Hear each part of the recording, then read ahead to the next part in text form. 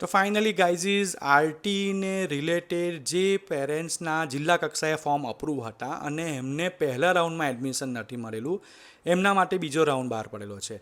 ગઈકાલે જે રીતે આપણે સર્ક્યુલર જોયું એમાં લખેલું હતું કે 25 મેથી 27 મે, એટલે 25, 26 અને 27 મે આ 3 દિવસોમાં તમારે પહેલા તબક્કામાં તમારે શાળાની પુનઃપસંદગી કરવાની રહેશે.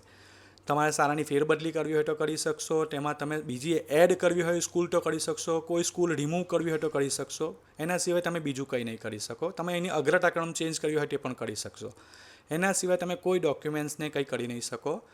અને એ તમારે 25, 26 અને 27 આ 3 દિવસોમાં જ કરવાનું રહેશે. ત્યાર પછી તમારે ફોર્મ કન્ફર્મ કરવાનું ભૂલતા ના. છેલ્લે નેક્સ્ટ સ્ટેપમાં તમારે ફોર્મ કન્ફર્મ કરવાનું રહેશે. કન્ફર્મ નહીં કરો તો તમારું ફોર્મ માન્ય નહીં ગણાય. એટલે આ ખાસ કન્ફર્મ કરવાનું ના ભૂલતા. ત્યાર પછી તમારે પીડીએફની પ્રિન્ટ કાઢી લેજો. એ જે પ્રિન્ટ છે તમારી પાસે રાખજો.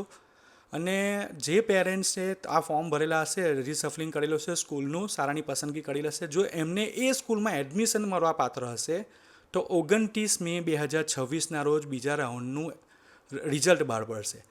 જો તમને એ દિવસે એડમિશન મળેલું હશે તો એ દિવસે SMS આવશે, અથવા તો તમને ઓફિશિયલ વેબસાઇટ ચેક કરી લેવાનું, ત્યાંથી ખબર પડી જશે.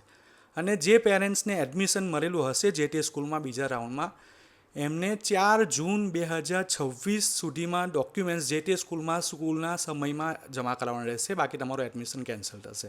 એટલે આ વાતનું ખાસ ધ્યાન રાખજો. જે પેરેન્ટ્સને કંઈ પણ કન્ફ્યુઝન હોય કમેન્ટ્સ કરજો. હું આજથી દરેક વિડીયોને, દરેક કમેન્ટ જે હશે, બનાવવા જેવું વિડીયો હશે, હું એનું વિડીયોના માધ્યમથી તમારે વિડીયો બનાવીને જણાવીશ, જેથી તમારું કન્ફ્યુઝન દૂર થઈ જાય. મારી આઈડીને ફોલો કરજો અને મારી વોટ્સએપ ચેનલને ખાસ જોઈન કરી લેજો. આરટીની મોટાભાગની બધી અપડેટ હું મારા વોટ્સએપ ચેનલ પર મૂકી દઉં છું. આ વિડીયોને તમારા ફ્રેન્ડ્સ અને ફેમિલી સાથે શેર કરજો અને મારી આઈડીને ફોલો કરજો. Thank you.